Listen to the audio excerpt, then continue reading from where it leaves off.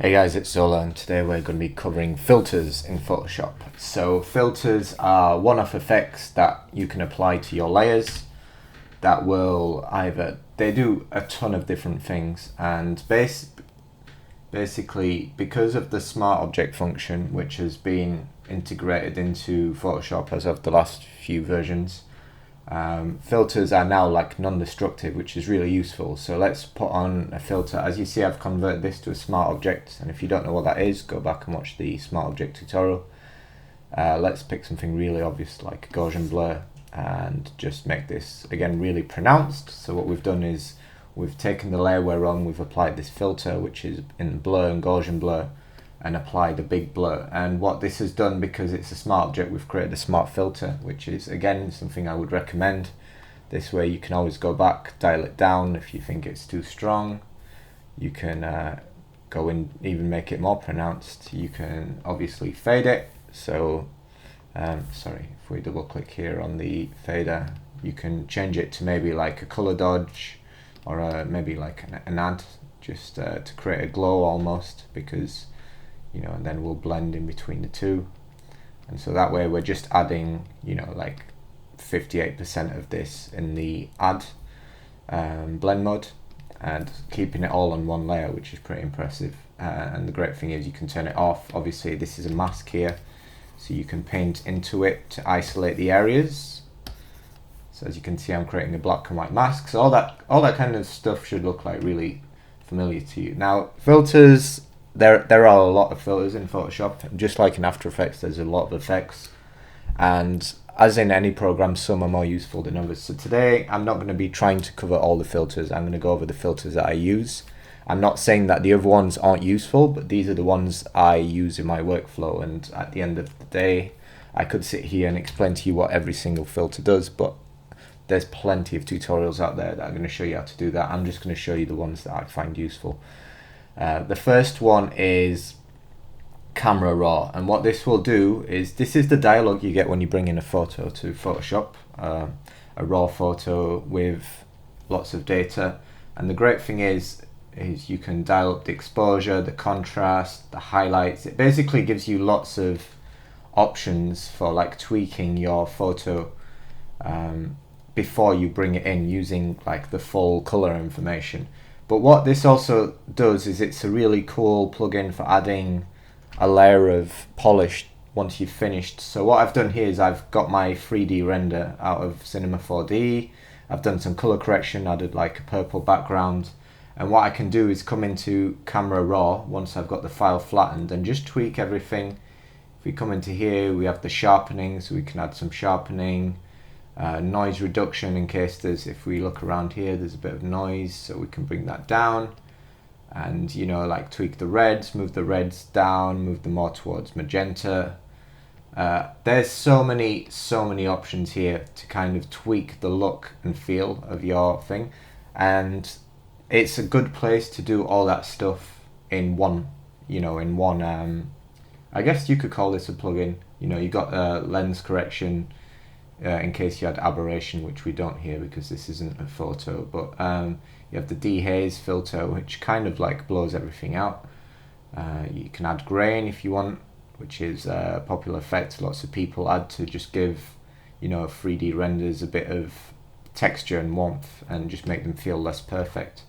So if I hit OK now, you'll see that I've used this essentially to recolor my artwork, and if we turn it off, there's quite a drastic change there, and it's something I highly recommend if you don't have a suite of extra plugins. There's so many options in there to finally tweak the look of your artwork that it's probably one of the ones I would recommend using the most, especially when you're finished. So I would recommend, once you're finished, flatten everything onto one layer, and the way you would do that is you would select the top layer in your comp, and don't worry if you've got like 20 layers underneath here, and then you just press Control Shift Alt E, and what that will do is flatten your whole image. And I'm sure it's up here in one of the menus, but merge visible, that's it. Shift Control E or Shift Command E on the Mac, one of the more important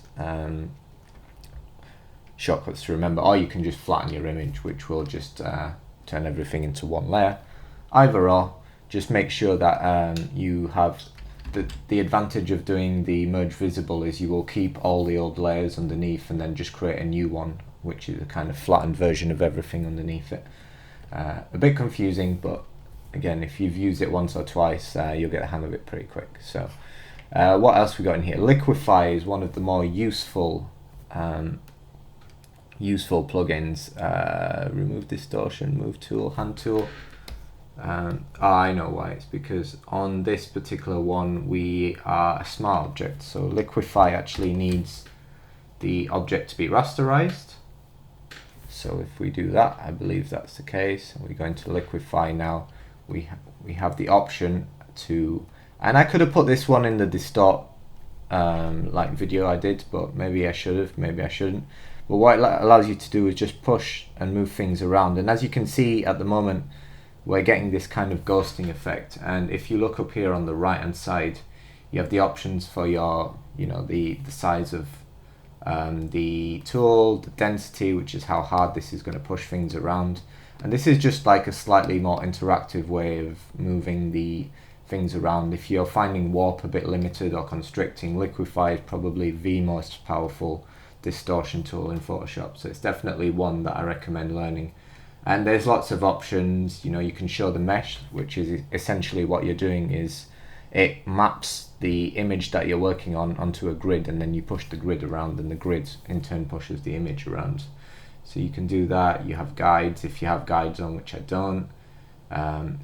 This here shows the final effect versus where you started. Obviously at the moment we've got on 50, which is kind of like somewhere in between, but if you want to kind of move things around in this way, and as you can see, the more you distort an area, the more it's going to be visible that you're doing this. But for slightly moving stuff around, and for when people like to retouch photos, this is usually something that, there'll be the thing where they try to make their biceps ever so slightly bigger by warping them around, and this is the tool they would use to do that. So if you've ever seen that done and wondered how it was done, but if you can see here, what we're doing with this render is we've done something quite powerful, and this is now turned into, we've gone from having a circle to having a nice, like really distorted kind of shape. And again, we could like separate this out then, and then do some cool stuff with it, like separate onto another layer, which is what I've done here, and then like duplicate it around, and then you could go back into Liquify and do the same thing and create like lots of weird shapes. So that's really fun. Definitely recommend playing with that kind of stuff. I'm going to come back to here. Let's have a look at some more filters. The 3D I very rarely use, to be honest, so let's not talk about that. Lens correction is kind of cool, so I'm going to duplicate this. I'm going to rasterize it because I think the ones at the top sometimes are funny if they're smart objects, but let's have a look. Lens correction allows you to add a bit of aberration or remove aberration to your image. So what this does, as you can see, is we're adding camera distortion, which is this kind of warping, pinning effect. And if you add or remove these fringes, as you do this slightly more, you will get fringing. You can add a vignette, which is not so much happening right now, but at the moment we've got it on remove distortion, but then if you go to the right, you add distortion. So there's kind of like, and you can pin the perspective and stuff, and as you can see, like again, this is like a general way to warp your image and that kind of stuff. And you can add like small amounts of fringe, which will add like a little edge, which will give your stuff a more 3D effect. So there's that one. Don't really use that one that much, if I'm honest, in fact, if ever, but just know it's there. If we move down, we're going to move into the blurs. The blurs are really cool in that there's different ones. You have the radial blur, which will add a kind of you can add like a spin effect almost. You can add if you go back to radial blur, this kind of, I'm going to move down to best quality, and we're going to use this zoom, and what this will do is add this kind of like speed one, and then you can like screen that on top of like your other one, and it adds this kind of like cool I don't know, like warping effect. And then as with any of effects, it's always about going in, turning a mask on, and then maybe just like isolating the effect to areas where you actually want it to happen. So maybe not so much on the inside of these, but maybe just around the outside, and create this kind of like cool light streaks effect. So that one's always fun. There is, like I said, the general Gaussian blurs, radial blurs. Shape blur I don't use so much. Motion blur is cool because you can have the blur in any angle you want, and again more or less pronounced, and again you can then duplicate that and screen it over another layer, which will add a kind of cool light streaks effect. The most important one of these is, and I need to remember how to do this because I haven't done it in a while. So let's say we wanted to make this in focus and everything else out of focus. We have to do a bit of prep work, so we're going to add a mask, and obviously by default the mask is white, and what we're going to do here is we're just going to paint in the area that we want to be in focus. So you can do this black and white or the other way around. So what I'm doing here is I'm creating a linear gradient of black, and then I'm choosing the circular option. These are different types of gradients, so if you look here, as I drag this out, I'm kind of creating a circle in just that area. And then I'm going to shift click on the mask to turn it off because we don't actually need to see it. I'm going to select the picture, and we're going to go up to filter and then blur, lens blur, and we're going to get this dialog. So first thing we're going to do is leave it on faster, and for this depth map we're going to use the layer mask, which is what we have on our layer. We're going to turn this effect like way up so we can see what's going on, and as you can see now the effect is blurring everything out but except for the area of our depth, our mask where it was black. And so, and you can change if you want this invert completely. I believe if you go to the other side you can do this and it will do the opposite, so that will be blurred out. Excuse me, that will be blurred out and everything else will be in focus, or you just invert it and it will completely swap that around. So I will just pause it here as I'm getting a phone call.